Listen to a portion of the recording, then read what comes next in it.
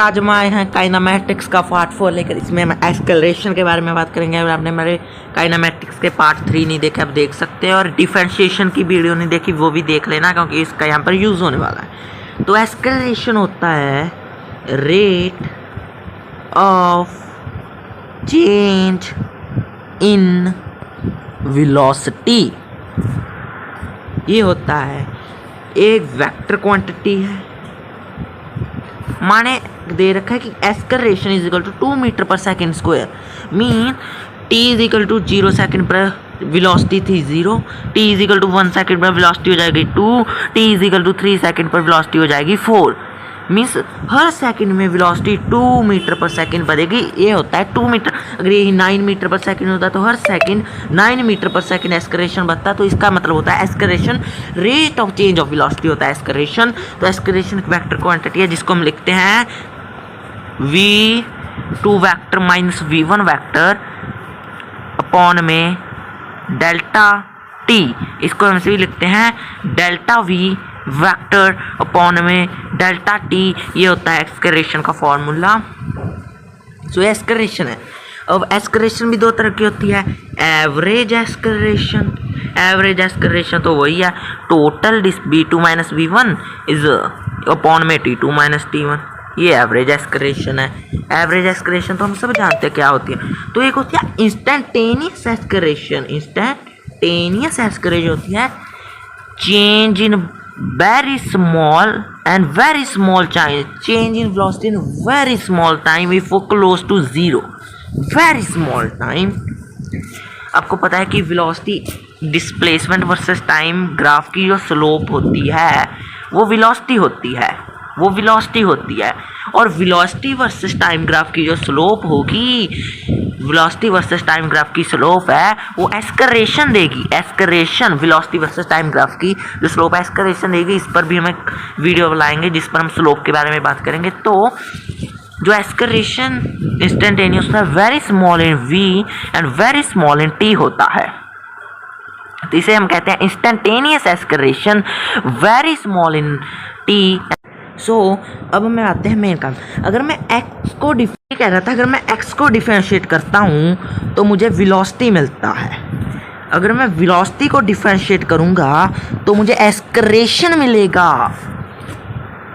Suppose करो x is equal to 4t cube minus T square plus 2t। मुझे acceleration बताओ t is equal to 1 second पर कितना होगा। तो मैं x को डिफरेंशिएट करके फिर से वेलोसिटी के टर्म में लिख देता हूँ। डिफरेंशिएशन की आपने वीडियो नहीं देखी, आप देख सकते हो। तो 12t स्क्वायर माइनस 2t और वो 2 माइनस 2t प्लस 2। तो मैं इसको फिर से डिफरेंशिएट करता हूँ एक्सेलरेशन की टर्म में, तो मुझे मिलेगा 24t माइनस 2।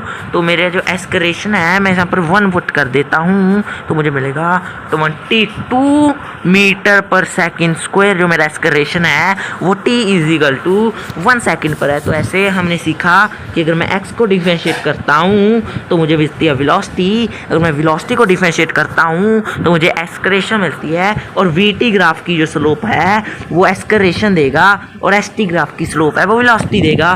तो हमने ये पता किया। सो एक क्वेश्चन है, अगर velocity is equal to 2 square है माइनस 40 है तो इंस्टेंटेनियस एक्सेलरेशन बताइए 3 सेकेंड पर क्या होगी।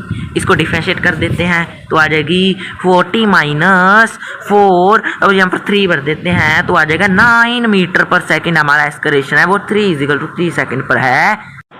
सॉरी, यहाँ पर 8 आएगा। अगर मैं कहूँ कि मुझे 0 से 3 सेकेंड तक एवरेज निकालना है तो एक्सेलरेशन क्या हो जाएगा v3 vector minus vo vector upon में टोटल टाइम है 3 सेकेंड। v3 की वैल्यू हम निकाल चुके हैं, v3 की।